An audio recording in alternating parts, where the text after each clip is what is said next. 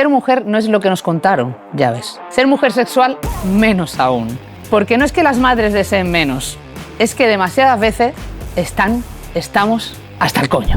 Hay un formato estándar de lo que es la sexualidad para nosotras. Cuando hablamos de sexo, de placer, de libido, Creo que es una generación entera, que nos hemos desconectado de ese placer sexual. Cuando hablábamos del sexo de las madres, pensaba que estábamos hablando de los coitos de las madres. Para conquistar nosotras el deseo de las madres, nuestro deseo propio sexual, tenemos que conquistar nuestros espacios, nuestros tiempos. Cuando hablamos de deseo, lo primero que nos viene a la cabeza que es, no es que el sexo no me guste, ni que mi pareja no me guste. Que ¿dónde está la libido de las mujeres? Como que el sistema nos dice que somos responsables. Entonces, ¿cómo afecta el no sentir ese cuerpo propio? Conectar con el cuerpo de primeras no es fácil. Yo hasta la tercera maternidad, 38 años, y lo que nos han enseñado es a estar escuchando el ruido externo todo el tiempo, ¿no? La violencia obstétrica. Si yo he vivido mi parto de forma violenta, vamos a entrar de lleno en la corresponsabilidad. Hay una negación. Ninguno quiere entrar por esa puerta, ¿no?, de asumir. Rechazo. Hola, soy Laura Baena, fundadora del Club de Malas Madres, y te doy la bienvenida a La Casita Podcast. Pero malas madres, para que este proyecto siga vivo necesito vuestro apoyo. Así que os voy a pedir que os suscribáis aquí a nuestro canal de YouTube para que este podcast pueda seguir llegando muy lejos y podamos seguir abriendo estas conversaciones tan importantes. Únete y ahora sí que sí, vamos a por el episodio de la semana. Bienvenidas malas madres. Hoy quiero empezar con una frase de nuestra invitada Sonia Encinas, que dice: ser mujer no es lo que nos contaron, ya ves. Ser mujer sexual, menos aún. ¿Y qué razón tiene? Y más cuando se convierte una en madre. Todo cambia. Tu cuerpo cambia, tus prioridades cambian, tu deseo también cambia.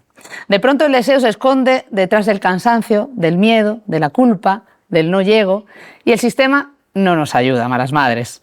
Nos pide volver a ser las de antes. Desear como antes, rendir como antes. Pero ¿y si no se trata de volver a nada, sino de descubrir algo nuevo? Esto es bonito, Nos va a ayudar hoy Sonia. Como dice Sonia, esto es para enmarcar, porque no es que las madres deseen menos, es que demasiadas veces estamos hasta el coño.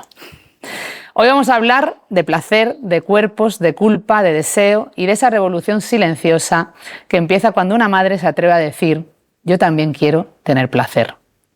Ella es periodista, sexóloga, autora del libro El sexo de las madres, libro imprescindible, y una de esas mujeres que rompen tabúes con las palabras justas y necesarias. Y atención malas madres, porque además este podcast viene con regalo, y entre todas las que os suscribáis al canal de YouTube y dejéis un comentario a Sonia, una pregunta, una reflexión, algo que te haya gustado de este episodio, vamos a sortear este libro, El sexo de las madres. Y nada, y con esto deciros que muy atentas, que cojáis papel y boli, porque hoy empieza a cambiar, hoy hacemos la revolución sexual, las malas madres, dentro cabecera. Bienvenida al podcast del Club de Malas Madres, capitaneado por Laura Baena, la mala madre jefa, una mala madre más con mucho sueño, poco tiempo libre y ganas de cambiar el mundo. Bienvenida Sonia. Qué gusto estar aquí contigo, Laura. Qué ganas tenía. Años. Qué ganas tenía. Se nos había hecho un poquito largo la espera, pero yo sabía que tenía que venir a La Casita Podcast. Y vengo con muchas ganas de esa revolución sexual de las madres. Yo también. Vivo con esas ganas constantes. ¿No? ¿Por qué? ¿Qué te llevó a comenzar esta revolución sexual de las madres? Bueno, mi propia maternidad, ¿no? No cabe duda que al final cuento muchas veces que cuando me atraviesa la maternidad a mí me empecé a dar cuenta del contraste, ¿no? De cuántas veces había acompañado a mujeres en esa reconexión con el placer o en ese intento de reconquista, ¿no? De ese espacio de lo sexual con una información muy sesgada, ¿no? Y veía que incluso en las formaciones de sexología, cuando nos preparamos, falta una información muy, muy importante, que es que durante los primeros años de crianza, que luego evidentemente puede haber otras cosas que continúen, ¿no? La carga mental no es solo de las madres, pero que específicamente en esos primeros años se dan unas características que no podemos pasar por alto, ¿no? Yo no puedo decirle a una mujer, dedícate. Es que me pasaba que a mí me lo decían, ¿no? De repente una compañera decía, hombre, pues claro, tendrás que dedicarte a tu placer, a tus cosas, 10 minutos a pintarte las uñas. Y yo pensaba, pintarme las uñas, a mí en pleno posparto, ¿no? Decía, pero si no tengo tiempo ni para para hacer pis en soledad. ¿Cómo es posible? No, es que lo otro ni lo pienso, ¿no? Entonces es necesario que veamos, ¿no?, qué está pasando en esta etapa, en todo lo que tiene que ver con nuestro cuerpo, nuestra mente, nuestro contexto, para poder desde ahí reflexionar sobre la idea de sexualidad que tenemos, ¿no? Entonces para mí fue un choque de lo que yo creía y había estudiado y lo que vivía antes. Cuando llega mi propia maternidad, claro, me explota todo en la cara y me doy cuenta de mi propia experiencia, con el privilegio de tener mucha información, pero también empecé a ver con ojos renovados a las de mi alrededor. Y luego la revolución de los grupos de madres, ¿no?, que ahí también esa información yo era ajena a todo ello, ¿no?, a lo que vivían las madres en esa primera etapa, ¿no?, y cómo luego eso también va cambiando a medida que las criaturas van creciendo.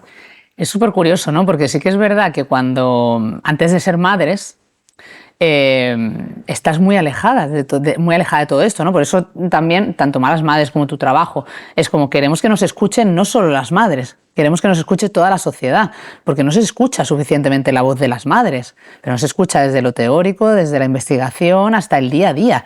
Yo recuerdo cuando trabajaba, en uno de los trabajos que tuve como diseñadora gráfica primeros en Madrid, en la hora de la comida todas eran madres, y yo me sentía ahí como un bicho raro escuchándolas. Pero sí que recuerdo que eso me ayudó porque luego conecté con todo lo que ellas me iban contando y había mucho agotamiento, había mucho poco descanso, mucha desconexión de muchas cosas, ¿no? Y claro, es que esas voces que están ahí no salen y entonces tú de repente llegas a la maternidad incluso habiendo escuchado esas voces y entras en shock, ¿no? Esa crisis que tenemos todas.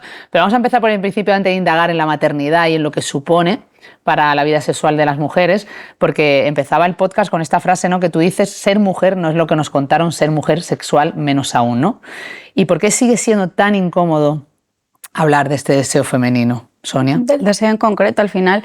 Incluso entre nosotras, ¿eh? Justo cuando tú estabas diciendo que pasaba que esas voces de las madres no se escuchaban, mi experiencia desde lo sexual ha sido la contraria, ¿no? Es como que hay un formato estándar de lo que es la sexualidad para nosotras, entonces se da por hecho que todas encajamos en ello. Y esto pasa en todas las etapas de la vida, es decir, que es lo que yo llamo en el libro el guión sexual patriarcal en mayúsculas. Habla de una mujer blanca privilegiada en un día soleado de verano que está ovulando, que no tiene problemas para pagar el alquiler, que por supuesto no tiene criaturas ni responsabilidades, en una pareja heterosexual, en principio se supone corresponsable, como que ese es el estándar de lo que nos dicen que es ser mujer y ser mujer sexual. Pero ¿qué ocurre? Que claro, eso es un mito, no existe esa mujer, esa supuesta mujer ideal. Nosotras vamos cambiando a lo largo de nuestra vida, nuestra sexualidad es desde que nacemos hasta que morimos, pasamos por distintas etapas y eso va a tener características diferentes, pero ocurre que siempre se espera que nuestra sexualidad sea igual. Entonces vivimos durante toda nuestra vida con una referencia que en realidad nos es bastante ajena, y en la maternidad es cuando a mí me explota más por primera vez, ¿no? Porque a lo mejor hasta ese momento yo me había esforzado de una manera u otra por entrar en ese guión sexual patriarcal. A mí me habían dicho que ser mujer sexual era esto, me encajaba, perfecto. Pero cuando llega la maternidad, como hay otras mujeres que ahora se habla también de la revolución de la menopausia, pasa lo mismo. En cualquier etapa que cambie respecto al guión, es una oportunidad para renovar, ¿no? Como para reflexionar sobre ese guión y plantarle un poco cara. Entonces, ¿qué ocurre? Que pensamos que es lo mismo, no encajamos, y con la maternidad, te lo digo tal cual lo pienso, duele todavía más, porque ni tienes el tiempo, ni el espacio, ni tu disponibilidad para otra persona que no sea, además, sobre todo al principio, tu criatura. Además, vives en un cuerpo que muchas veces está saturado, el propio cuerpo en sí, más luego todas las responsabilidades que te caen como una losa, porque te han podido contar. Yo lo pienso yo tengo un hermano de 22 años, me llevo 16 con él. Hombre, yo he visto a mi madre, pero para mí era invisible lo que ella estaba viviendo en ese momento, ¿no? La sobrecarga de responsabilidades, el pensar en lo que mañana tienes que llevar al colegio, en la carta que te han mandado, más tu trabajo, más la casa, más no sé qué. Lo podemos ver, pero hasta que no te cae, no despiertas. Entonces, esa caída de la losa pesada, evidentemente tiene un impacto en todo, en lo sexual va a ser también. Pero siempre pregunto, hay una broma que a mí me han hecho con el libro todo el tiempo, ¿no? Es que cuando yo decía que iba a escribir sobre el sexo de las madres, seguro que esto lo habéis escuchado, lo primero que me decían era, o sea, un libro de una página, ¿no? Como nada, no hay nada que decir porque no hay ningún sexo, no hay ninguna sexualidad. Las propias madres me lo han dicho, ¿no? Y claro, ahí está la referencia del guión sexual. Pensamos que por no tener esa práctica estandarizada del sexo compartido, coital, tal, quiere decir que no existe nada. Y no, pero es un buen tochaco, ¿eh? es un buen tochaco. Yo pensaba que iba a ser un libro corto, de hecho firmé un libro corto. Pero de repente te pones ahí a tirar de los hilos Claro, y a es decir, imposible. no puedo hablar del sexo de las madres sin hablar de todos estos mitos que tú estás diciendo, de cómo con qué construcción social sexual llegamos a la maternidad, ¿no? Y claro, el shock es brutal, porque es un momento de reencontrarte, de reconocerte en un cuerpo que ya no es tuyo ni va a volver al de antes, como decíamos, que ahora hablaremos de eso, pero escuchando es como, ¿qué mitos de la sexualidad femenina nos hemos comido con patatas? Sonia, ¿cuáles son como los que tú dices, oye, es que no hemos comido este mito, y hasta que no hemos despertado hemos seguido haciendo ese guión patriarcal que hemos intentado cumplir, así como el mito va por delante y tú vas por detrás intentando llegar sin llegar? Nuestra sexualidad está llena de mitos, la de todas las personas, ¿eh? La sexualidad en general está llena de mitos, seguro, o sea, muchos se me olvidarían, ¿no? Pero al final es verdad que hay uno que me parece fundamental, el primero a identificar, que es un paraguas en el que entran muchas cosas, ¿no? Que es que las mujeres somos ese, no sujeto, ¿no? Sino objeto de deseo, esa parte como pasiva, y que nuestra función en lo sexual tiene más que ver con garantizar la satisfacción ajena que la propia. Y al final en esto cuadra, ¿no? No solamente en lo sexual, porque muchas veces yo digo que lo que pasa en lo sexual es extrapolable, ¿no? Como que conecta con muchas otras cosas fuera. Si nosotras hemos encontrado la validación social, ¿no? La feminidad, si lo miramos desde esos estereotipos de género, la feminidad encuentra su validación en los cuidados. Entonces, al final, nosotras hemos aprendido que nuestra función es cuidar para que nos quieran, ¿no? Para que se nos valide. Pues en el sexo pasa un poco lo mismo. Entonces, al final, el principal mito es que nosotras nos hemos convertido en garantes de la satisfacción ajena y nos hemos quedado ahí, ¿vale? Y luego, la siguiente parte es que... Bueno, además otra cosa también importante que es que pensamos que es el sexo, ¿no? Porque antes decía que se me ha quedado ahí colgando la pregunta, ¿no? De que aunque a ti te caiga la losa pesada de la responsabilidad, en este caso de la maternidad, algo que no cambia es que tú preguntas a una mujer si tiene anhelo, ¿no? De conectar con el placer, ya sea de su tiempo de ocio, de su espacio para hacer las cosas que le gustan, y ninguna mujer te dice que no. Entonces, cuando hablamos de sexo, de placer, de libido, ¿de qué estamos hablando en realidad? ¿De qué? ¿De qué cosas? ¿No? ¿De la del guión sexual que me dijeron que sexo es igual a coito? O si abrimos el abanico nos damos cuenta de que hay muchos placeres más. Y otro de los mitos, consecuencia de este primero, es que alguien nos tiene que despertar a nosotras, ¿no? Como que de alguna manera, además como el guión está escrito en heterosexual, pues que el hombre es el que tiene que saber despertarte y tú pues te tienes que dejar, ¿no? A la espera, de nuevo en esa posición como pasiva. Eso también hace que nos cueste mucho a veces hacernos responsables de nuestro placer. Y yo digo que, porque claro, yo al final que vengo de lo social, digo mucho que el contexto nos condiciona, que vivimos en un sistema muy difícil, pero la realidad, si yo me pongo ahora en mi sesgo de mis acompañamientos, es verdad que hay muchas mujeres que lo tienen muy difícil, hay muchas mujeres que no pueden hacer ni un solo cambio en su vida para dejarse más espacio para el placer, pero la realidad que yo acompaño es que la mayoría sí pueden hacer determinados ajustes para priorizar esto. Pero hay una parte que nos hemos quedado en ese rol de que, bueno, pues a ver quién me despierta a mí, a ver qué hace el otro para, ¿no? Como no hacernos responsables de nuestra propia erótica, porque como nos han dicho que eso no es propio, pues al final nos falta esa... que es como que nos falta, que yo digo, recuperar en realidad la sabiduría esa perdida, porque tenerla la tenemos. O sea, yo luego cuando he acompañado grupos de mujeres... ¿Cómo nos digo, hemos podido, es decir, somos una generación, creo que es una generación entera, que nos hemos desconectado de ese placer sexual y de, bueno, pues eso de haber crecido siendo un tabú, masturbarse, y si lo hacías, hacerlo a escondidas sin decirle a nadie absolutamente nada, incluso a tu pareja cuando la tuvieras, quiero decir.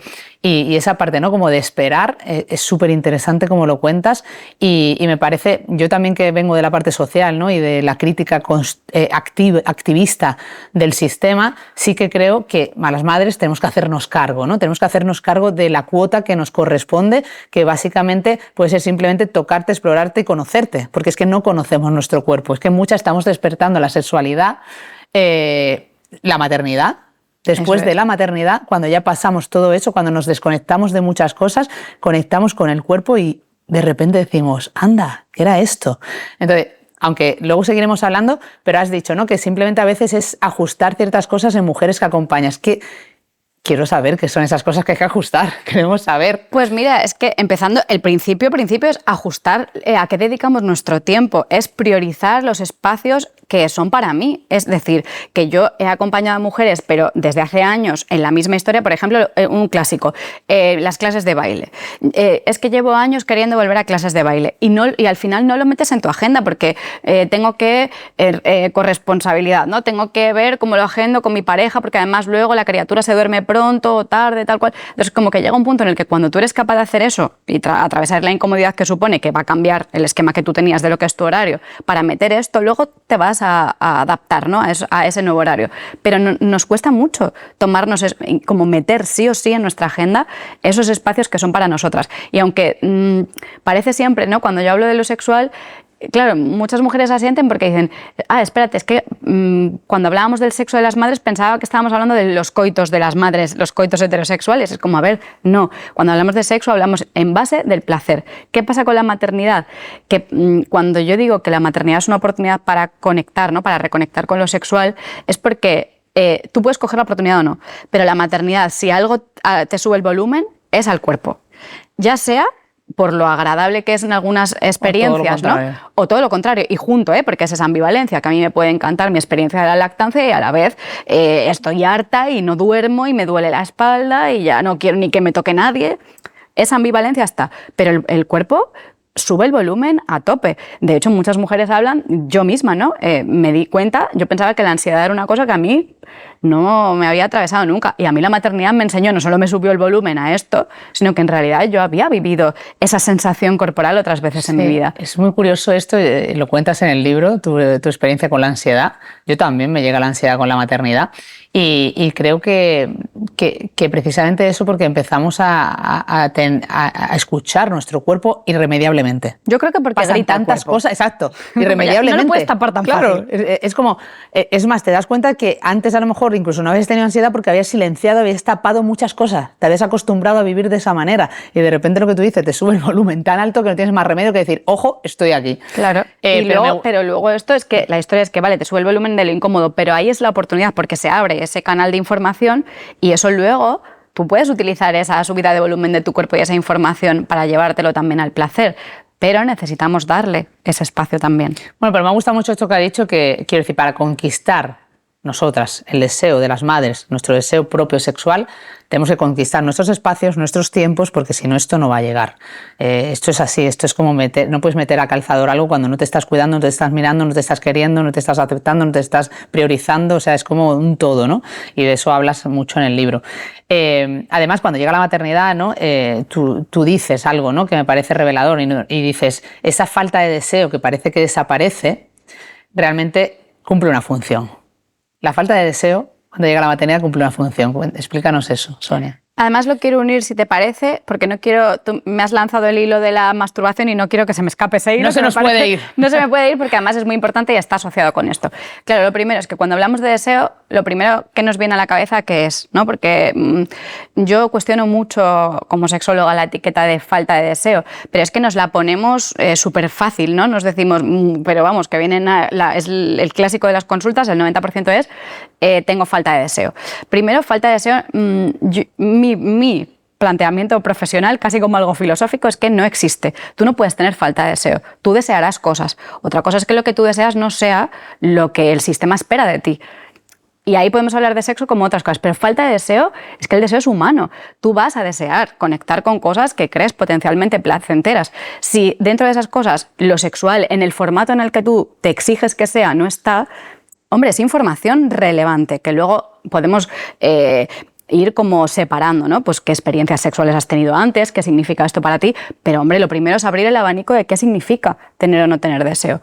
Lo que ocurre, si lo pensamos desde esa mirada del deseo más normativo, ¿no? Que es, primero pensamos que el deseo es para otro, Pero yo, que ya en el primer libro en Feminidad Salvaje planteaba la pirámide del bienestar sexual, en la que digo que para hablar del placer compartido en la cima de la pirámide, hemos tenido que, en la base, tener un espacio de autocuidado, que yo entiendo como tiempo y espacio de calidad para mí misma sola, que me nutre. Esa es la base, porque sin eso yo estoy drenada de energía. De ahí paso al siguiente nivel, que sería el autoplacer, que es, vale, pero ¿cómo me relaciono yo con mi erótica? Yo me doy permiso para masturbarme, porque otro de los mitos estos del principio es que una vez que tú tienes pareja, esto ya es de otra persona. Es como, hombre, mujeres, no me masturbo porque me quito energía de esa, encima de que no tengo ganas de tener prácticas sexuales compartidas con mi pareja nunca. Si encima me masturbo, me quito de esa disponibilidad y entonces menos voy a tener, cuando pasa lo contrario, ¿no? O sea, que hasta eso nos hemos creído que, primero, que como que es limitada, ¿no?, esa disponibilidad, y que además es de otra persona. Cuando es al revés, cuando tú cultivas ese espacio de autoplacer, cuando tú sabes lo que te gusta, lo que te pone, cuando sabes lo que te despierta y cuando te sientes en confianza con esto, eso es la gasolina que tú tienes, porque nadie puede despertarte a ti. Realmente eres tú, con todo tu potencial erótico y con esa exploración y curiosidad, quien va a poder despertarse sobre todo. Porque, bueno, luego voy a esta. Y entonces, al final está el placer compartido, ¿no? Cuando ya tenemos el auto más o menos nutrido, lo último es el compartido. En esta pregunta que tú me haces, y que es el clásico de la mayoría de nuestros acompañamientos, el punto de partida es que lo de la base de la pirámide nos hemos olvidado, la gente viene con la pirámide al revés. La base es la pareja, y ya cuando mi pareja esté atendida, entonces yo ya me voy dedicando, si acaso, que luego no suele ocurrir, mi tiempo de masturbación medio culpable, medio en silencio, medio en secreto.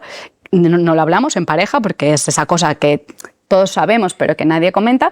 Que parece luego, como una infidelidad. Sí, es que bueno, es que hay gente que lo... ¿verdad? Hay mujeres, bueno, también algún hombre, pero sobre todo muchas mujeres que lo piensan así por lo que decía, porque sienten que le están quitando su porción a la pareja. Y esto es terrible, además de muy patriarcal, que precisamente es una herramienta de control del sistema.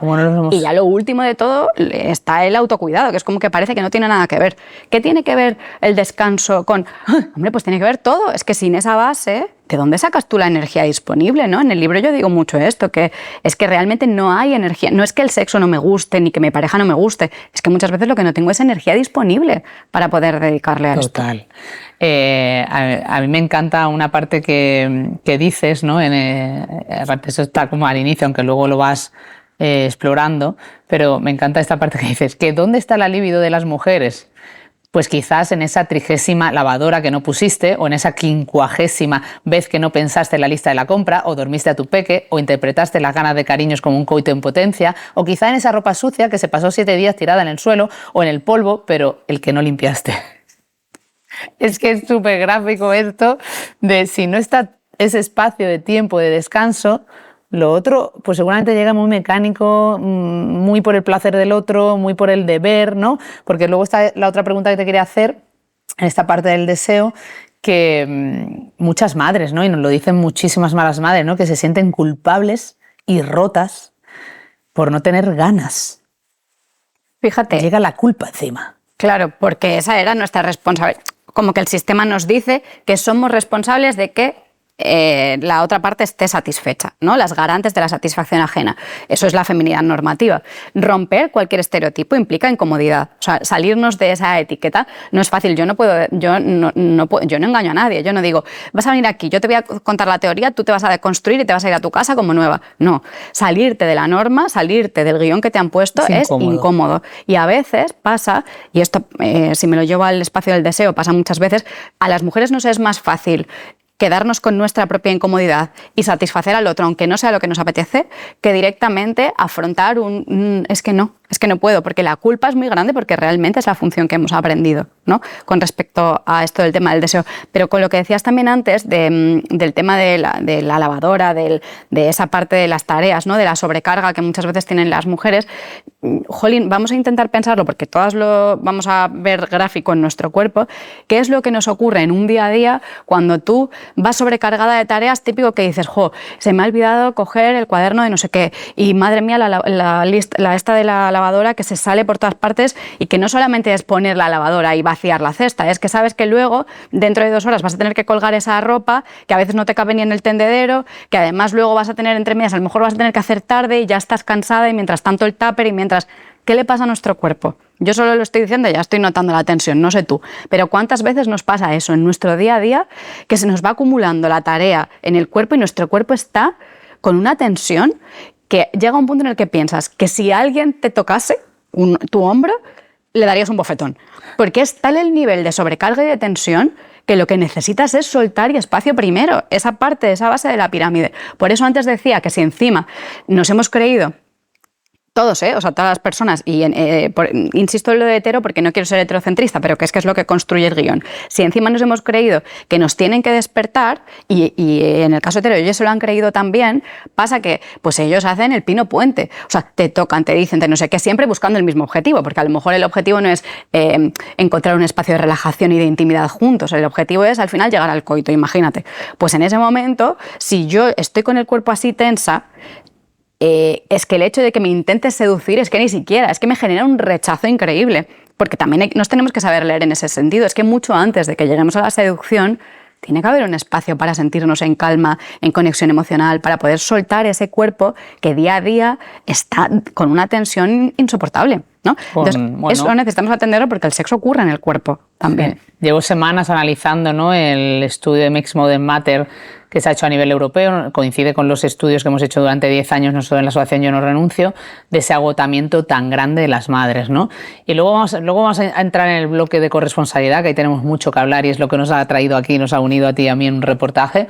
Pero vamos a seguir con esa parte de ese viaje de cómo cambia el cuerpo cuando llega la maternidad, ¿no? De repente cambia el cuerpo y tú lo hablas en el libro de cómo sientes que ese cuerpo no es tuyo. O sea, es que hay momentos en los que te ves disociada totalmente, ¿no? De cómo te sientes y de cómo está tu cuerpo y de no reconocerte en el espejo y de tantísimas cosas, ¿no? Entonces, ¿cómo afecta el no sentir ese cuerpo propio al deseo y al placer, Sonia? ¿Y cómo trabajarlo? Directamente, al final... Pensemos que, además es que lo has dicho literal, ¿no? Muchas veces vivimos disociadas de nuestro cuerpo. ¿Por qué? Porque al final conectar con el cuerpo en este sistema, en estos ritmos de vida, lo que nos trae es muchas veces dolor e incomodidad. Entonces hemos aprendido mecanismos para poder seguir sobreviviendo a este día a día sin prestar atención a toda esa información. ¿Qué pasa? Que cuando paras, lo primero que pasa muchas veces es que te das cuenta de todo el dolor. Entonces conectar con el cuerpo de primeras no es fácil, porque cuando un cuerpo está sobrecargado, lo primero es que lo tienes que escuchar. Entonces, a ver, venga, escúchalo. Cuando ya lo has escuchado, tienes que poder atenderlo. Y cuando ya estás atendiendo todo esto, empieza a quedar un espacio para el placer, ¿no? Entonces, decíamos que la maternidad lo que hace es que sube el volumen al cuerpo muchísimo.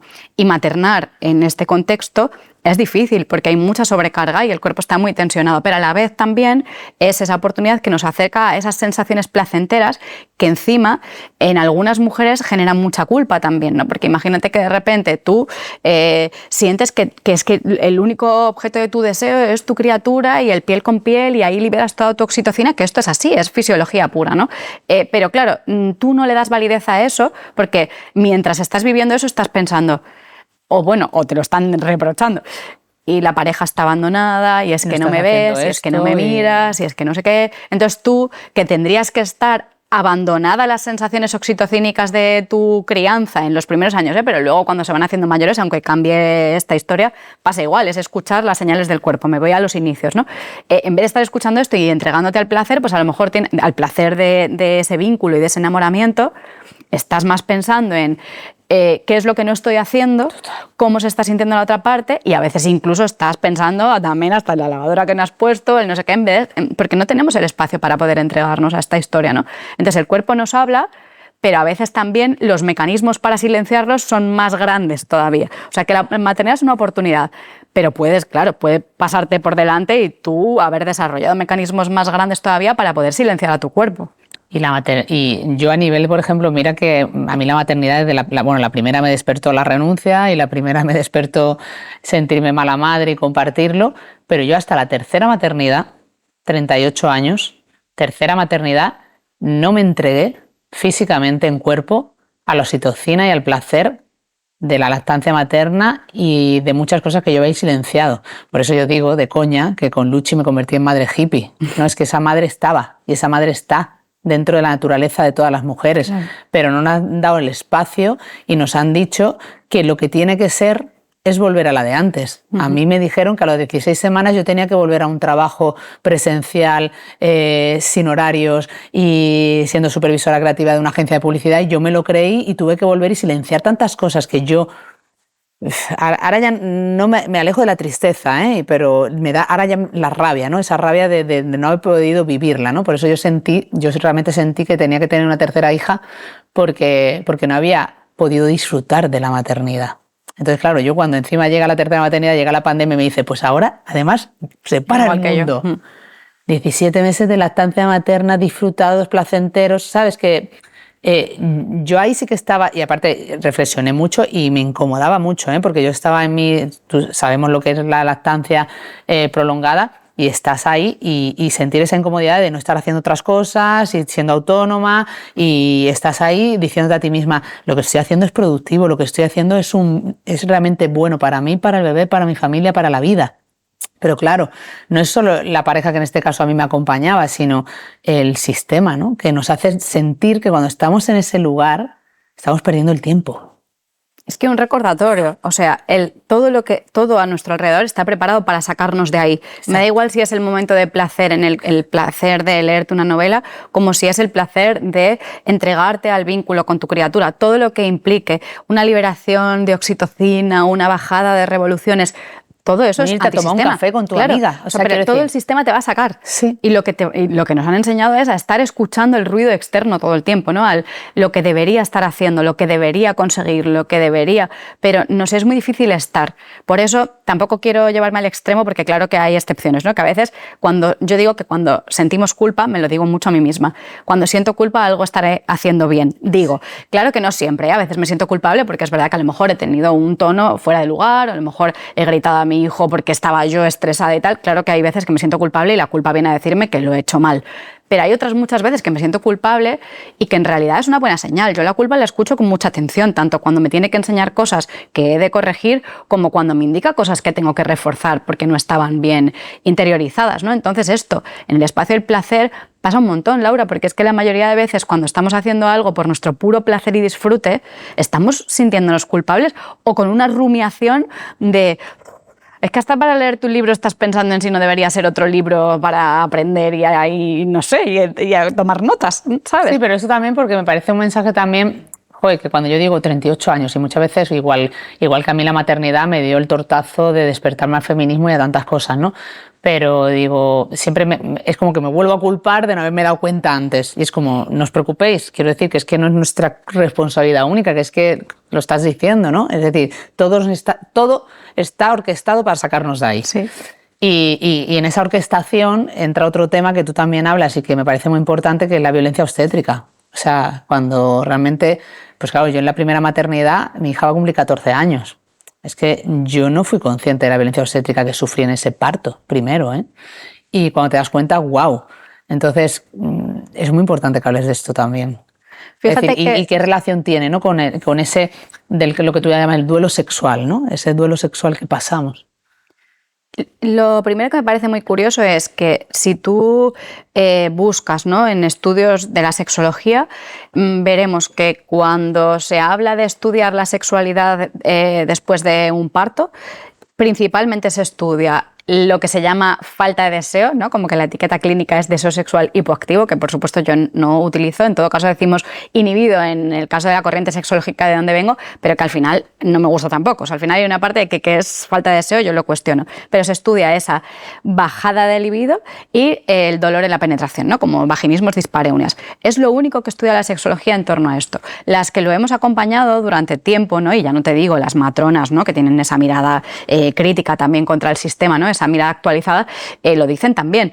Es evidente que si el parto, si lo estamos diciendo que el parto es un acto sexual, ¿no?, porque forma parte de nuestra sexualidad y es un hito, forma parte de nuestra vida sexual, es un acto sexual como tal. Si yo he vivido mi parto de forma violenta, ¿cómo no va a tener? O sea, es que es una experiencia de violencia sexual. ¿Cómo eso no va a tener un impacto después en nuestras vivencias sexuales, ¿no? Evidentemente a cada una le va a generar un impacto distinto, pero lo que no podemos es seguir silenciando esta realidad, ¿no? El entender que si mi parto es un acto sexual, va a seguir en coherencia con mi vida sexual. O sea, que por lo menos tenemos que escuchar cuál ha sido esa vivencia. Pues yo como sexóloga, nunca, ni en las terapias, ni en terapia sexual y de pareja, en ninguna de las formaciones, no se hablaba hasta el año 2020, después de todo mi trabajo en Sexpol y después de escuchar un poco todos los años, todo el tiempo que yo llevaba hablando de la sexualidad después de mi propia maternidad, se mete esa asignatura, pero a nosotros no nos enseñan a preguntar cómo ha sido tu parto en una primera consulta sexológica.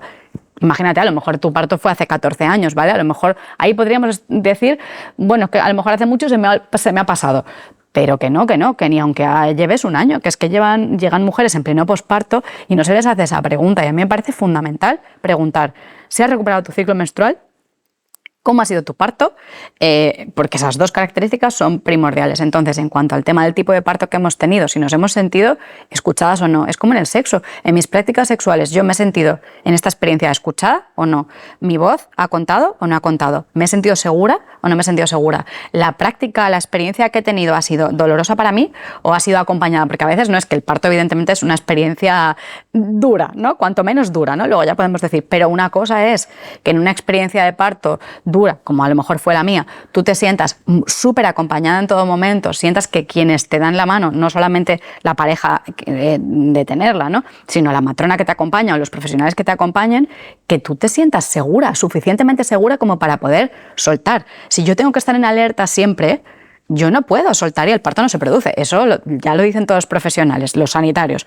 ¿Cómo esto no va a ser en el sexo? Pasa igual. Si yo no me siento segura, si mi voz no es escuchada, si yo además vengo con una mochila muy pesada, me es muy difícil abandonarme para que ese acto se dé, ¿no? Entonces, jolín, a mí lo que me resulta sorprendente de esto es que, a pesar de que ya aún así todavía hay profesionales que cuestionan la violencia obstétrica, pero que desde la sexología no haya ese siguiente paso, ¿no? Cogemos el término, entendemos, lo estudiamos y ahora vamos a preguntarnos, ¿y esto cómo influye en la vida sexual de las mujeres? Pues no se ha estudiado.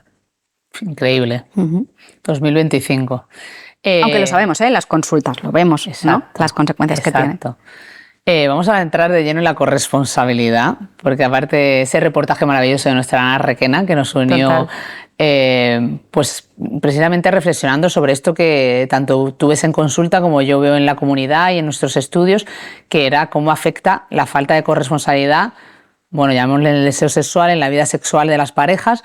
Y aquí hablábamos, antes de empezar, hablábamos con mi hermana Amelia, ¿no? De esa parte de esa sensación un poco de que parece que vivimos en dos planetas distintos cuando tenemos una pareja y somos heterosexuales, ¿no? Y el hombre, la mujer, ¿no?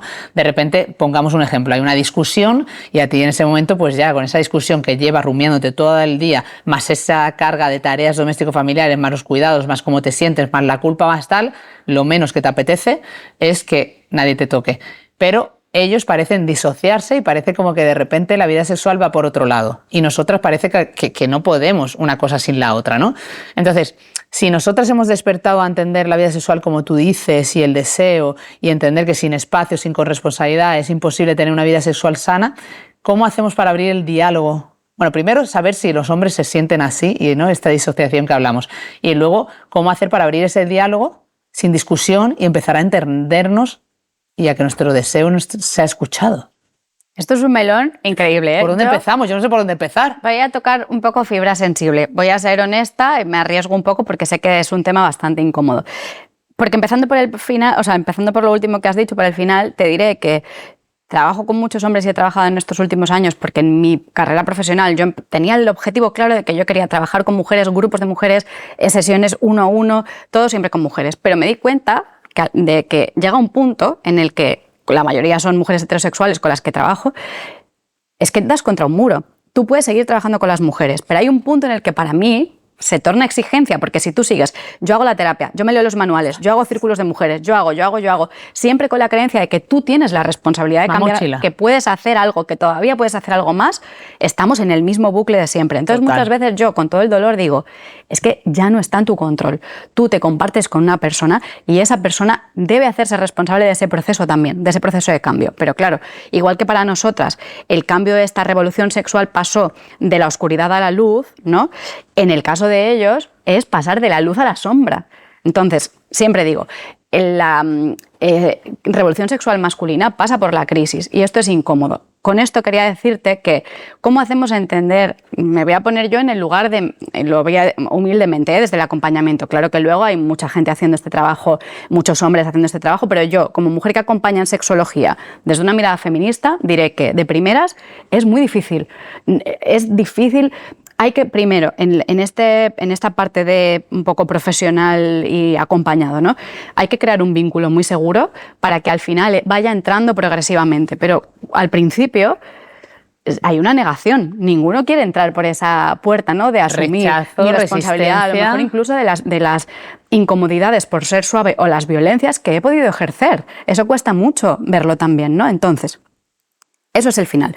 Pero si empezamos por el principio de la corresponsabilidad, ya has tocado un montón de cuestiones, ¿no? Porque decías que qué pasa con el deseo, ¿no? O no sé exactamente cómo has formulado la pregunta. Una discusión y de repente nosotras ya es que el sexo queda como en un lugar alejadísimo. Claro. Pero ellos da la sensación de que son capaces de disociar. Sí.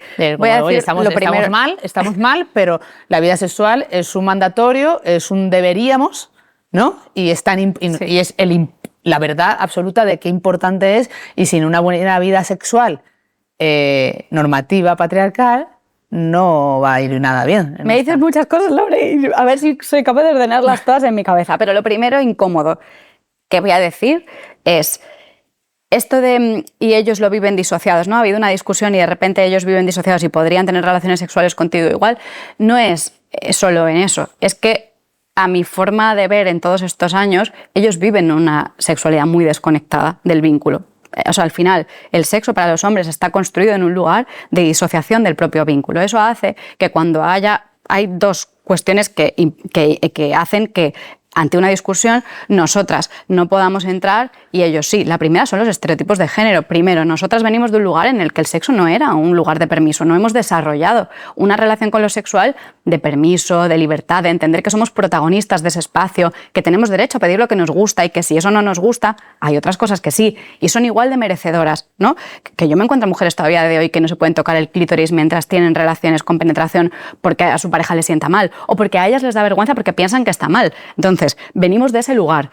Ellos vienen del lugar en el que no solamente han tenido total permiso, sino que encima han recibido validación de ese espacio. Entonces es normal que en el sexo encuentren un lugar de reconocimiento nutritivo. Nosotras tenemos que hacer mucho esfuerzo para ocuparlo y ellos en realidad lo han aprendido a ocupar. Entonces, jolín, no partimos del mismo lugar, ¿vale? Luego la otra parte es, si ante una situación, ¿no? Si yo digo la sexualidad plena, un sexo pleno, parte de un vínculo seguro y horizontal. Para que podamos explorarnos en calma, con disfrute, tenemos que estar en un lugar de calma y de seguridad. Y eso se construye con un buen vínculo. ¿Qué pasa? Que ante un momento de enfado y tensión, a ver, lo funcional es que a ti no te apetezca entrar en ese espacio de calma y tranquilidad sin haber resuelto la tensión previamente. Que claro que en ocasiones puntuales, pero esto, la realidad que vemos es que es más tóxico que visto desde el que el sexo nos puede liberar tensiones. Claro que sí, pero a veces esas tensiones no son físicas, muchas veces son emocionales y corporales que tienen un impacto físico. Entonces, primero vamos a atender lo que nos tensiona, lo que nos aleja, lo que nos enfría, para poder entrar en este lugar que es de mucha vulnerabilidad, que merece mucho cuidado el tema sexual, ¿no? Entonces, ¿qué pasa? Que ellos han aprendido que el sexo es un espacio de regulación. Ese es el segundo factor. Nosotras no. Para nosotras ha sido un lugar de desregulación. Entonces, cuando llegamos a ese lugar de tensión, nosotras nos desregularíamos más todavía, porque encima tengo que seguir en el papel de satisfacerte, de pasar por encima de mis gustos, de mi tal. Todavía me voy a desregular más. Pero para ellos ha sido de las poquitas herramientas permitidas, porque también se les ha castrado mucho la parte emocional, de regulación. Cuando estoy enfadado, cabreado, rabioso, me voy a hacer deporte, sexo, no sé qué. Esas son las maneras, ¿no?, de regularse a través del cuerpo. Ahora bien, luego pasa una tercera cosa, que es para mí dolorosa de decir, y lo digo con mimo, pero es la experiencia profesional que tengo y que tenemos al final las sexólogas que trabajamos con perspectiva de género. Hay una escena en La Mesías, en la serie La Mesías, maravillosa, que además yo la vi hace muy poco porque me daba cosa, ¿no? Pero hay una escena sexual que es muy extrema, pero muy terrible, que es un momento en el que de repente uno de los personajes, ella intenta seducirle, pues como con ropa interior y no sé qué, para él eso no es totalmente castigo, no sé qué, y entonces cuando ella ya se queda en la cama, se pone su camisón y se tapa, entonces el hombre se da la vuelta y entonces se acerca y entonces pues básicamente pues se pone encima y tienen esa relación, ¿no? Se me pone el pelo de punta de recordarla. Claro, pues a mí esa escena me puso el cuerpo, ya solo ahora me tensa el cuerpo. Pero ¿sabes por qué? Porque realmente creo que es muy gráfica con lo que han sido las relaciones sexuales tradicionalmente entendidas en el imaginario sexual, ¿no? Como es un lugar de permiso, de se hace como yo diga, yo tengo el guión, tú no te vengas aquí a acercarme, será cuando yo diga como yo diga, ¿no? Entonces, la realidad es que yo ahí dije, hostia, esta es la disociación. O sea, en realidad tú vives eso más como una práctica de descarga que como una práctica de cuidado del vínculo. Y hablo en general, creo que no siempre va a ser así, que sí que hay gente que tiene unas relaciones sexuales estupendas, pero la realidad es que si yo estoy enfadado contigo, si me has jorobado, si estoy tenso, si no nos entendemos tal, y puedo tener sexo contigo, es que yo no te estoy viendo.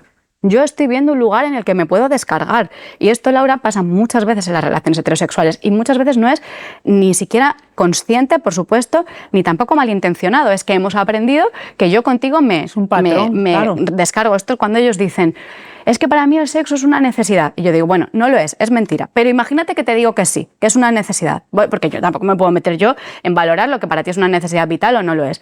Lo fuerte es que pienses que si es una necesidad te la tiene que satisfacer otra persona. Si realmente tú lo vives como una necesidad, cuando sea una necesidad tendrás que descargarte tú. Cuando te compartas con una persona, que no sea tu masturbador, que una persona sea un lugar en el que tienes que hacerte responsable efectivamente, escuchar de doble vía, dar, recibir, pero tú no puedes pasar por encima de una persona que sabes que está enfadada contigo y que no tiene ganas de acercarse y pensar que es lícito tener sexo así. Pues no. Buah. Entonces sé que esto es un tema duro. No, es tan potente, o sea, es que me entra esta gana de llorar escuchando de lo que también me emociona escucharte, porque me paso tantos días leyendo, aparte lo hemos hablado antes, este es un tema que seguramente tendrá pocos comentarios, seguramente los comentarios que dejen estos reels serán esos comentarios que no nos van a gustar ni a Sonia ni a mí, porque todas las malas madres que están viviendo esta realidad que está contando Sonia no van a ser capaces de dejar un comentario público. Pero la de mensajes directos que recibo yo y Sonia cuando abrimos estos melones es brutal y me da una pena terrible porque hay muchísimas madres que están viviendo esta situación, muchísimas madres que sufren el agotamiento extremo de la falta de corresponsabilidad, de la falta de merecimiento, de encima sentirse culpable, de cómo las vulneran y las maltratan psicológicamente con todos estos temas que estamos poniendo sobre la mesa, sin ser conscientes ni ella de ser maltratada psicológicamente, ni ser consciente de ellos de que están maltratando psicológicamente. Entonces, hay que despertar, porque siempre sabéis que me lo tomo con humor estos temas, ¿no? Y me río y pongo escenas como, por ejemplo, pues yo qué sé, ¿cómo vas a tener ganas en ese momento en el que estás en el acto sexual y de repente se te viene a la cabeza que se te ha olvidado poner la lavadora con la ropa de la niña del fútbol de mañana y de repente se acabó la emoción del momento, ¿no? O ese momento en el que yo siempre por la noche, de hace unos años, siempre viendo cómo pasaban estas cosas, muchas veces hago la encuesta por la noche, ¿no? Y le pregunto a las mamás y digo, ¿qué preferís? Un sábado por la noche, que supuestamente vamos más tranquila por la vida. ¿Bomboncito de chocolate o noche de pasión? La mayoría, es una encuesta anónima, la mayoría siempre dice bomboncito. Pero claro, Sonia, ¿cómo no? Y es como... Yo te lo explico. Explícamelo. Porque mira, esto justo me lo preguntó una vez una chica a la que acompañaba, ¿no? Ya tenía mucha ansiedad y hablábamos de esto. Empezábamos a hacer este proceso en el que para mí es importante empezar por lo global, que es reconectar con el espacio de placer y darle relato a esto, porque no le damos suficiente importancia al placer para nosotras. Y si algo he aprendido en mi profesión es que las mujeres que disfrutan del sexo a lo largo de su vida, de toda su vida, son mujeres disfrutonas en general. Es que va junto. Yo me considero disfrutona en general y dentro de esos disfrutes está el sexo. Pero lo que no puedo pensar es que estoy drenada totalmente, nada me satisface, no tengo tiempo para mí, pero el sexo sí me va a funcionar. Ah, qué curioso, ¿no? ¿A quién le funciona ese formato? ¿Para qué? ¿Para qué te sirve? Funciona para el sistema. Entonces, esta mujer me decía... Sonia, si yo lo entiendo y tienes razón, a mí sí que hay cosas que me producen placer. Y decíamos esto de tomar chocolate, ¿vale? Y claro, a mí me pasa que, jolín, cuando estoy muy cansada y me encuentro mal, sí que me apetece tomarme un trozo de chocolate, pero no me apetece tener sexo con mi pareja. Y yo le decía, hombre, no compares, el trozo de chocolate te implica como mucho levantarte del sofá, abrir la nevera, coger, romper y directamente la oxitocina. En la boca. Pero, hombre, el sexo lo tenemos que ver como lo que realmente es. Requiere energía física, requiere energía emocional. Jolín, es que es un esfuerzo, y no lo digo a mal, o sea, es un esfuerzo que es que lo tenemos que cuidar. Tenemos demasiado interiorizada la idea mecánica del sexo de que esto es como la estrellita de mar. En el peor de los casos, o bueno, no sé si el peor o no, pero que en cualquier caso no requiere nada.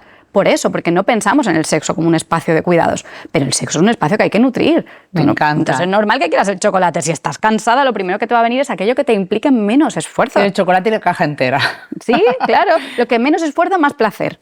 Total, que bueno, que el placer puede ser el chocolate, puede ser las redes sociales, puede ser claro, tanto, pero que la fórmula te salga chutes de dopamina por encima, no por debajo. O sea, exacto, que el esfuerzo versus el placer salga ganando. Cuando yo estoy drenada, va a ganar siempre lo que me dé más a cambio de yo entregar menos, ¿no? Claro, pero es súper potente escucharte. Estoy tan feliz de que estés aquí.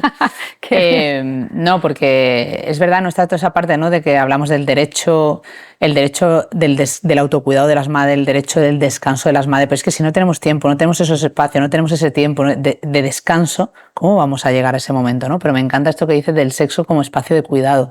Es tan bonito porque lo decimos nosotras mucho en los talleres de corresponsabilidad, ¿no? Es decir, al final nos dicen mucho cómo abrir el diálogo, ¿no? Que te voy a preguntar, venga, vale, vamos a intentar abrir ese diálogo, darle una pista a las malas madres de cómo abrir el diálogo con su pareja hombre, ¿no? Y hay que hablar de cómo nos sentimos y hay que contar qué necesitamos, ¿no? Porque seguramente todo eso va a estar muy alejado para llegar luego a una vida sexual placentera y sana, ¿no? Y cuesta mucho abrir esos espacios de diálogo, ¿no? Entonces, es decir, ¿qué estrategia crees que las madres que nos están escuchando, cuando no han tirado todavía la toalla, cuando quieren, no estamos en un momento de una relación de ya no hay salida, cómo podemos hacerlo, Sonia?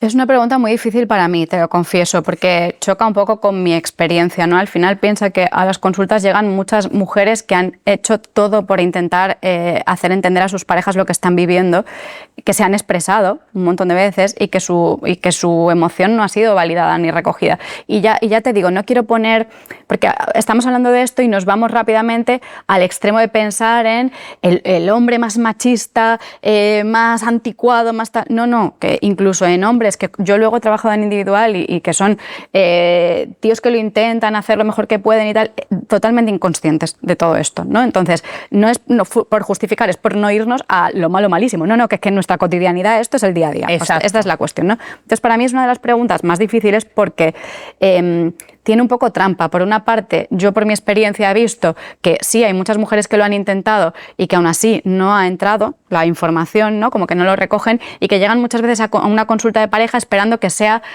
tú, yo, quien hace la pedagogía. Y en parte tiene su sentido, ¿no? Porque es como, bueno, es que yo lo he intentado, no sé otra manera de explicarlo.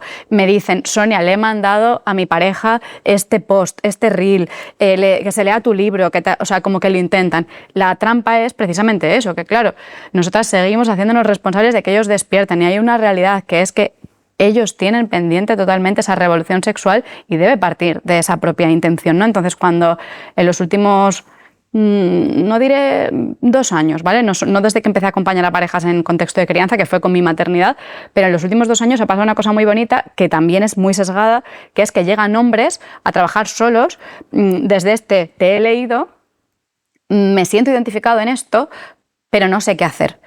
Para mí esa es la semilla, es algo súper para mínimo porcentaje, pero quiere decir que ese es el camino. O sea, es que tú también estás en este sistema, tú lo estás viendo, jolín, tú tienes ojos y ves a tu pareja que está sobrecargada. Otra cosa es que no has tenido herramientas emocionales, jolín, es que nosotras pagamos mucho en terapia. Esa cosa también tiene que estar en el otro lado, pero luego me voy a la realidad. Si realmente no podemos, porque estamos en ese punto en el que sí, yo estoy, ya sí, te entiendo, Sonia, tienen que ser ellos, pero ¿qué hago cuando no es el caso? Vale, pues la historia es que de primeras tener esa conversación del cómo yo me siento, ¿no? No es solo que tú me haces sentir, no se trata de esto, yo me estoy sintiendo así, yo me estoy sintiendo sobrecargada, yo no puedo más, yo entiendo que trasladar toda esa información. Y cuando yo sola no puedo, pues aquí, como me decían muchas mujeres a las que acompaño, pues le paso el link, le paso la lectura, pero ¿sabes qué pasa también? Es que quiero ser realista, que a veces lo reciben también con resistencia, o sea, que leen esto y es como, ¿qué estás diciendo? ¿Que yo soy así? ¿Sabes? Entonces, estamos en un punto todavía un poco complicado, porque nosotras hemos despertado muchísimo, las mujeres se dan cuenta, se hacen responsables de su proceso, pero tocan contra un muro. Para mí el momento social en el que estamos es ese, es las mujeres ya no, o sea, ya más conciencia, no, por favor, o sea, ya es como bajemos un poco el nivel de exigencia. Y sin embargo, se nota mucho la diferencia entre todo el proceso y camino de deconstrucción de años, de siglos de las mujeres y ese asunto pendiente que tienen todavía ellos, ¿no? Entonces, para mí el tema es cómo cuando alguno de ellos despierta y empieza este camino de construcción que no es perfecto para nadie, ni para nosotras ni para ellos, pues hombre, la cosa de la responsabilidad de lanzar efecto dominó con tus iguales. O sea, es que ellos entre ellos, ¿no? Esa cosa del no reírte la broma machista, del ser ejemplo en cuanto a que, jolín, que tú tomas esas tareas y... O sea, que al final está mucho en esa parte. Pero no sé hasta qué punto nosotras tenemos todavía más capacidad de hacer más y más. Más allá de una conversación que si no llega, no sé si el post de Sonia Encinas te va a llegar, si no llega que tu pareja te diga que se está sintiendo así, tú vas a leer a Sonia y te va a caer fatal. Tú este podcast pero lo tú mandas. mándalo. A ver, mándalo, así, tú no digas nada. Mándalo al grupo de la familia, al grupo de la clase del cole. Y luego también Tú mándalo. Que si algo pica, también hay que escuchar, ¿no? Como esta cosa de mándalo, pero para los hombres que nos escuchen. Y si algo pica, por lo menos dale una oportunidad. Pica, y a ver qué pica y tira de ahí. Porque claro, si rápidamente en lo incómodo digo, yo no soy. Y también lo que decíamos al principio, hazte cargo. Séte protagonista tú de tu sexualidad. O sea, hazte protagonista. Y ya veremos qué pasa y nos lo cuentas. Nos mandan un mensaje y nos lo cuenta. Hay muchos temas que vas a tener que venir otro día a la Casita Podcast, ya te lo digo, porque hay temas muy importantes que me gustaría en un segundo episodio hablar con Sonia, pues cómo está influyendo el porno en la vida sexual de nuestras parejas, incluso en la escuela de sexo de nuestros hijos y nuestras hijas, en pubertad. Una pregunta rápida antes de ir a las preguntas finales. En pubertad se ve... No solo se habla de la agresión sexual que sufre el adolescente y de todo lo que ocurre, sino al ser una serie coral, cada uno de los protagonistas tiene como un conflicto con su sexualidad, ¿no? Entonces hay una mirada que pone Leticia Dolera sobre la mesa que es como si no tenemos resuelta nuestra sexualidad, ¿cómo vamos a educar a nuestros hijos una buena sexualidad, ¿no? Y me parece súper interesante porque es fundamental, ¿no, Sonia? Es decir, tú lo verás en las madres que te llegan a consulta, ¿no? Y de repente quieren saber más para educar y acompañar a sus hijos. Es súper común esto de... te he leído y desde que soy madre me doy cuenta de lo importante que es esto porque no quiero que mis hijas vivan lo mismo que he vivido yo. Pero ahí, fíjate, otra vez lo mismo, ¿no? Que nos es más fácil entender, despertar y hacernos responsables para que otros no vivan, otras no vivan lo que hemos vivido, que otra vez coger la cosa de la autorresponsabilidad de, vale, pero ¿cómo lo vivo yo? Al final, vivimos en este sistema todas, no vamos a poder salvar a nuestras hijas e hijos del contexto, no vamos a poder hacerlo, ¿no? El mejor ejemplo que les podemos trasladar es ese priorizar mi tiempo de ocio, descanso y placer, sea lo que eso signifique para ti. Y que cuando hablamos de sexualidad, que algo fundamental para mí para entender es que no existe la no educación sexual y que el silencio también educa, que eso lo digo muchas veces. Cuando hablamos de eso, que lo hagamos simplemente desde un lugar humilde. Es que a lo mejor tú no has aprendido que masturbarse está bien y decirlo como tal a ti te puede costar, ¿no? Vale, pero la historia no es que tú digas esto, la información a mí no. Yo creo que he recibido, soy privilegiada porque en mi casa yo podía hablar de estos temas y preguntar. Las respuestas que mi padre me daba no eran de guión, ¿eh? O sea, desde luego si ahora las cogemos no serían aprobadas. Pero el hecho de poder preguntar y el hecho de que hubiese una respuesta hizo que hubiese un campo en el que yo entendía que podía explorar. Entonces yo ya luego, cuando llegó mi adolescencia, mi padre me compraba los libros y no preguntaba. Para mí eso ya es increíble, el hecho de que no te censuren por esas cosas. O sea, no tenemos que estudiar un máster para educar a nuestras criaturas. La historia es crear un clima suficientemente tranquilo en torno a lo sexual para que entiendan que ese no es un lugar ni de censura, ni de silencio, ni de no permiso, ni de castigo. Es un lugar simplemente para aprender. Y van a tener que aprender sí o sí su propia vivencia. Van a tener su biografía. Vamos a ocuparnos nosotras de la nuestra. Ese es el ejemplo. Qué bonito y qué importante, ¿no? Porque si no caemos en esa trampa de cuidarnos para cuidar. Sí. O de cuidar antes a los otros que a nosotras. Y qué bonito eso de tu padre. Le voy a dejar este libro por aquí. Pues nada, vamos a ir dejando libros y pistas por ahí. Antes de la pregunta rápida hay que tratar un temazo, ¿no? Y que hemos hablado antes de esas mujeres cuando llegan a la madurez, cuando llegan a esos 50, que de repente muchas dicen, los 50 son liberación a todos los niveles. Pero sí que es verdad que se habla de que la libido, esta libido, que la estamos empezando a resignificar gracias a Sonia, desaparece un poco. Entonces, esta época de la menopausia, ¿qué tenemos que tener en cuenta? ¿Qué mensaje te gustaría darle a las madres, que muchas nos escuchan y están ya ahí en esa perimenopausia o menopausia, para seguir aprendiendo de esta sexualidad? Yo les haría una pregunta. Lo que hemos hablado de récord, la pregunta es, ¿líbido de qué? Que eso es importante, ¿no? Porque igual que he dicho al principio que yo cuestiono la etiqueta de falta de deseo, también cuestiono la etiqueta de falta de líbido, aunque un poco menos, porque es verdad que drenadas de energía, claro que no hay libido vital directamente, ¿no? Pero cuando decimos que en esta edad, y de hecho algunas mujeres se enfadan cuando yo intento decir el mensaje contrario, que la libido no se termina. Otra cosa es que no sea la que esperas, la que encaja con el guión sexual patriarcal. Que tú no tengas ganas de tener sexo coital, sexo genital con una pareja, no quiere decir que tu libido haya desaparecido. Lo que pasa es que como en cada etapa de la vida, igual que en el posparto, nace la oportunidad de preguntarte, ¿y ahora qué es lo que me apetece a mí? En la menopausia, como otra etapa diferente de la vida, vuelve a ponerse delante de ti la oportunidad de preguntarte, ¿pero líbido de qué? ¿A ti qué te despierta en este momento de tu vida? ¿A ti qué te hace liberar oxitocina? ¿A ti qué te excita el cuerpo? Es que da lo mismo, como si es que siempre pongo el ejemplo de comer pepinillos, ¿no? De lo que implica que te gusten los encurtidos y pasar por una tienda de encurtidos y se te hace la boca agua.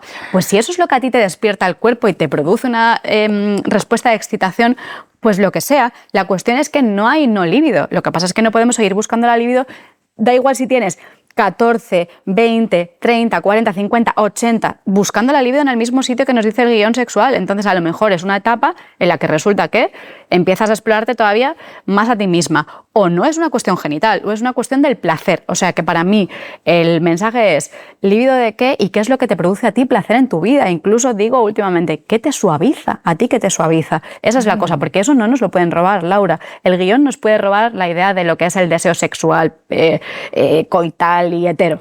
Pero me gusta esto de a ti que te suaviza. Sí. Este punto de cuando tienes buen sexo y te quedas como relajadita, ¿no? Sí. Este momento en el que ya se te olvida todo, los problemas pasan a otra dimensión.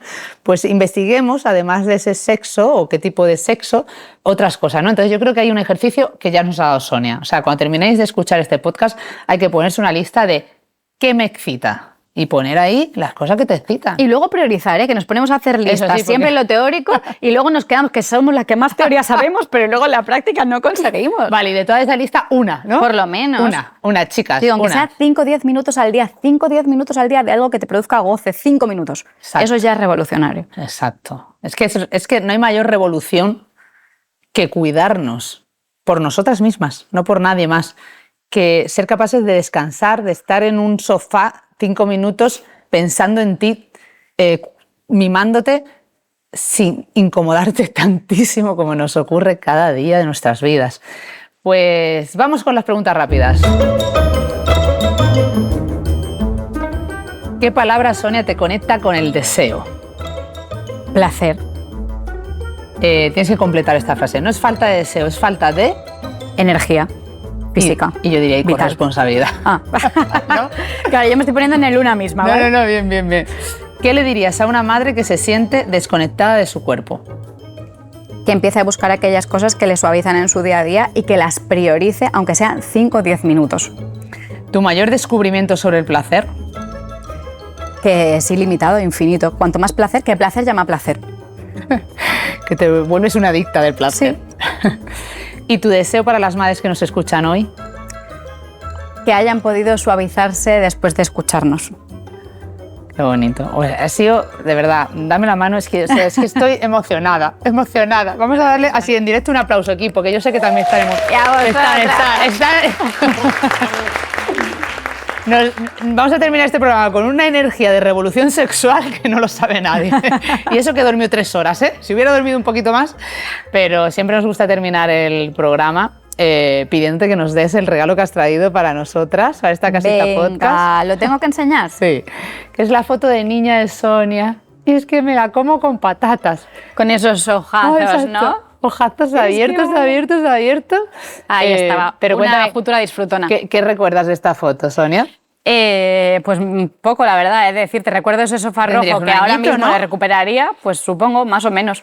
Pero nada, simplemente es como que esa parte me conecta mucho con el origen, ¿no? Como que al final, desde que nacemos conectadas inevitablemente como seres humanos con el placer, ¿no? De hecho, es, como bien dice Casilda Rodríguez, el placer es la brújula, ¿no?, que nos guía por la vida, es el sentido, ¿no?, de la vida, y cómo el sistema nos va desconectando. Entonces, para mí, pensar en la niña es recordar todas esas cosas que yo misma espontáneamente fui descubriendo y cómo algunas, por el sistema, por la educación que recibimos, se van castrando, y la suerte que tuve de que otras no.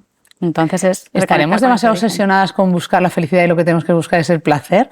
Yo creo que sí, porque al final la felicidad es demasiado grande. Ojo, que el placer es muy grande también, ¿eh? Lo que pasa es que luego cada una tiene que darle significado a lo que es el placer. Sí, pero hoy hemos aprendido contigo. Pero esto es así, ¿eh? Efectivamente. No busquemos felicidad, busquemos a cambiar placer. La mirada del placer. Pero coge la foto porque tienes que terminar. ¿Qué le dirías a esa niña hoy? A esa Sonia pequeñita, ¿qué le dirías hoy? Pues fíjate. A ver, qué piense, porque lo primero que me ha venido a la cabeza, pero no quiero que suene como a cosa productiva, ¿no?, del capitalismo, me venía como lo hemos conseguido, ¿no? Como que hay una parte de que durante mucho tiempo, yo siempre, como buena Piscis, he sido súper creativa, muy como en ese mundo, como de mis ensoñaciones y de lo que quería hacer y de lo que y muchas veces nos para, además como niñas, sobre todo, ¿no?, en este sistema, el miedo, ¿no?, la cosa del permiso, de si lo haremos o no, ¿no? Y entonces ahora pienso en toda la trayectoria, ¿no?, desde el inicio hasta ahora, y digo, joder, lo hemos conseguido, quiere decir que hay una vida en la que realmente me dedico a las cosas que amo. Obviamente, claro que tengo ansiedad también, pero es que el sistema es el que es. Pero esta cosa de, hostia, lo hemos conseguido, ¿sabes? Como te va a ir bien, ¿sabes? Con sus cosas en el camino, con sus piedras en el camino, vas a llegar a un punto que jolín, pues que la verdad que ni lo habría soñado, ¿no? Entonces, no le dejarán de brillar esos ojos. Confía, total. Qué bonita. Confía. Oh, mil gracias. Pues vente conmigo porque la vamos a poner aquí. Venga. Confía y disfruta, Sonia. Confía y disfruta. Vamos a ponerla aquí en nuestra mesita. Mira, menos mal porque